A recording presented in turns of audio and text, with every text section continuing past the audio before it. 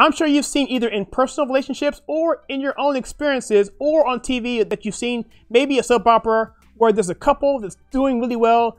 They love each other, they're getting along, but everyone wants to hate on them. And you're wondering, why are you hating on these people? Well, the reason is because they want what they have and they want to split them up because it best interests them, whatever reason. Well, we're going to talk about Desantis and Trump and why the media would just love to see these two fall apart because they know it will hurt the party and help their efforts. Talk about that right now.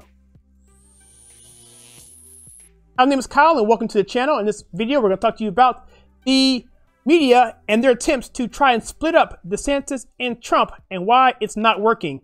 This article comes to us from the Federalist, a fantastic website. I recommend checking them out. We have used them for many of our articles and for our exposés. They just do a really good job. And the take that they give at the end of this video that I'm going to tell you about is just fantastic. And it's a good lesson for all of us to learn.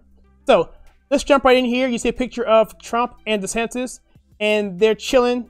And the title of the article again is Why the Media's Attempt to Split Desantis and Trump Isn't Working. It's by Molly Hemingway. The byline here is con doesn't work when the marks are on it. And the thing is, the marks being Desantis and Trump, they understand what's going on. They understand that the media wants them to fight and bicker. And we're seeing it a little bit even in the conservative sphere where conservatives are pitting the two of them against each other without seeing the big picture. A lot of people, from my experience, who are Trump supporters or just getting involved in politics in general, which Trump has a lot of people who have come on for the first time voters, don't understand the big political picture and how they can be manipulated because they're new and they don't understand politics and how cutthroat it really is. It's not an accident that corporate media are trying to pit President Trump and Florida Governor Ron DeSantis against each other. Among Republicans, Trump and the current governor of Florida are popular for their policies and willingness to fight the media. And that's the thing there. See, these two are people who are firebrands in their space and one of two people of that level that are doing it. I mean, how many Republican governors do we have that are doing absolutely nothing? How many Republican leaders do we have, so-called leaders, that are doing nothing in terms of the willingness to fight the media? And the media really is doing a disservice to all Americans. I think we can all agree on that. That means they're a threat to the establishment. Exactly. So if you're against the media, then you're against the establishment. One of the things we have to remember that President Trump became president because he was anti-establishment. We saw in 2016 all of these anti-establishment people come out, and that was because that was what people wanted. They did not want a career politician. You saw what happened with Jeb Bush. That just fell apart completely because he was totally disingenuous and so far removed from the average person that people just didn't want any part of it. And so President Trump resonated with a lot of people because he was not that typical politician. Let's go on. But clever as the media figures running the operation apparently thought they were, neither of the top Republicans took the bait.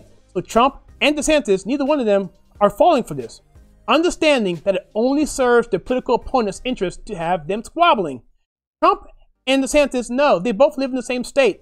They know if they say something against each other, it's going to be exploded in the media disproportionately for whatever reason because they want to drive a wedge. And I'm seeing many conservative pundits putting a wedge in there as well, not understanding what's actually happening. Then you have DeSantis in an interview with the Ruthless podcast, which, by the way, are good friends with Mitch McConnell.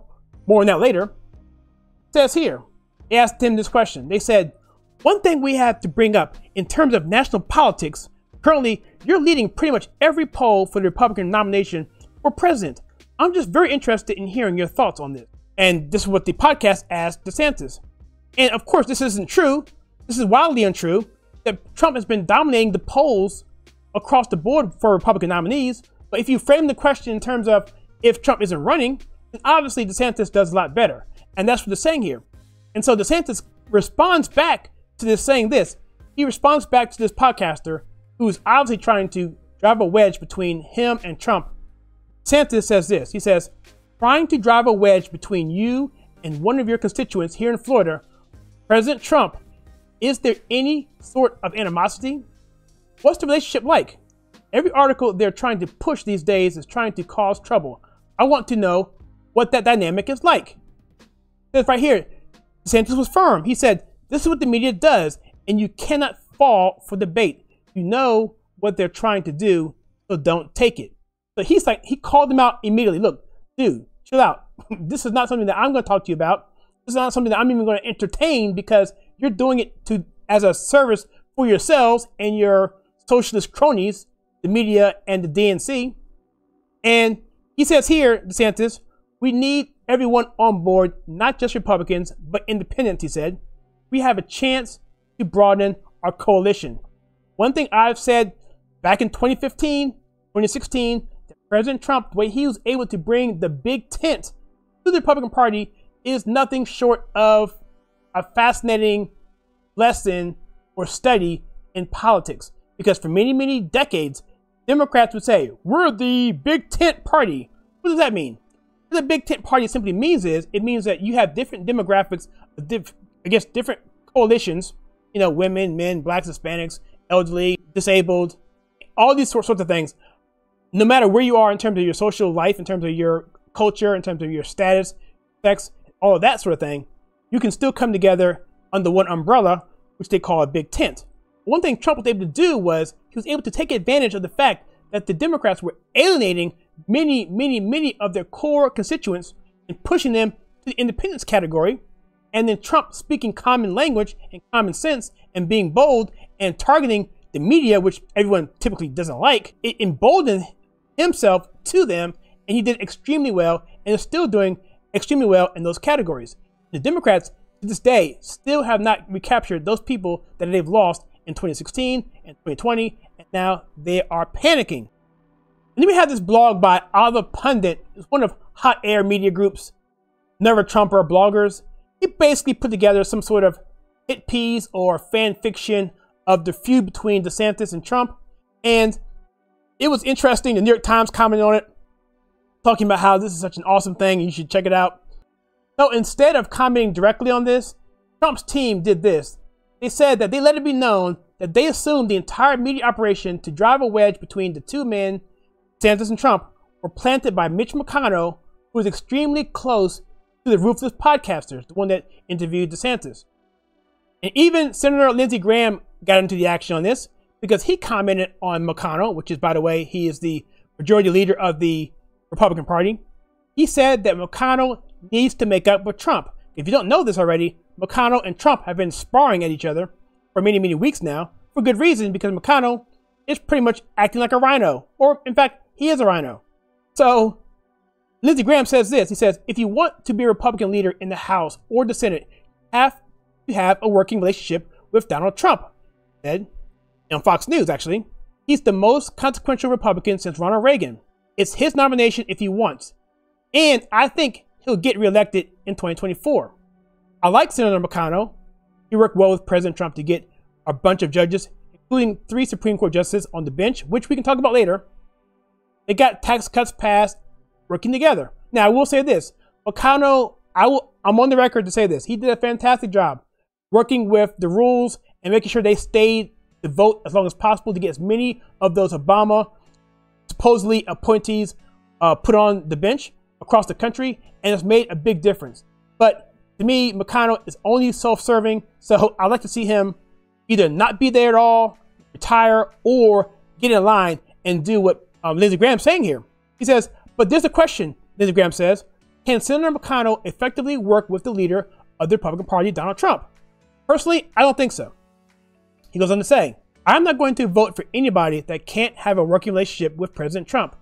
Be a team to come up with an America First agenda to show the difference between us and the liberal Democrats, I would say communist Democrats, to prosecute the case for Trump policies. Because if you can't do that, you will fail. I will tell you that. And Lindsey Graham, as much as I have a love-hate relationship with you, you are absolutely right there. It's fair to say that as successful as Trump was in transforming some of the party's policies and approaches, the Republican establishment views his presidency as a mere interruption in their control of the party. They don't particularly like his focus on working class concerns and away from interventionist foreign policy. Exactly right. And see, the swamp is not just Democrats. It's also the Republican Party. And the rhinos, to me, I've said on record that they are worse than Democrats, because at least Democrats are out there with a D by the name. These people with R's by the name are acting like wolf in sheep's clothing. And it is something that you have to just find out for yourself and get burned by it. We have to do due diligence and hold these people to the fire, to the flame, hold them to the test. You know, like Crenshaw, we gotta look at him, because I'm not liking him right now. And there's many others. There's many other grifters out there, black conservatives, so-called conservatives out there. I've called out on this channel. They need to be looked at because they're trying to use that R by the name or that brown in their skin to make themselves appear what they're not. And I tell you right now, Veritas did a video on Alex Stovall. He's a perfect example, and there's many others like them. You have to understand who they are and not vote them in. It goes on to say here, now talking about the establishment here, they did not despair. They are lying in wait to resume the place of the table they believe they are entitled to. To that end, the continued success of conservative populism is viewed as a threat. Very much true. They know voters love Trump and DeSantis, so they're hoping to divide one or both men from the Republican electorate. Exactly. Same thing they try to do with Candace Owens, try to get people to faction against her because they can't stand up against her, to get people to implode on her. And it's just the same playbook, guys, the same playbook. And whether it comes from the media or establishment figures, a Trump-DeSantis fight at the juncture serves the political enemies of the conservative voters. They should heed DeSantis' encouragement to focus on the work needed to secure not just electoral votes in November, but if the Republicans voters want more politicians like Trump and DeSantis, and we clearly do, they should make sure to nominate them in key primaries before the November election. But the most important question is this, is what do you think? What do you think about the media trying to drive a wedge between DeSantis and Trump? Do you see other factions in the conservative movement doing it, in the Republican Party doing it? Are they rhinos or who are they? And do you see a possibility where Trump could run against DeSantis in a primary? Personally, I don't think so, but let me know in the comments below. I'd be curious to know what you think. And if you like what we do on this channel, we take pop culture and politics and filter to you in a conservative manner, please check out some more videos that we have for you right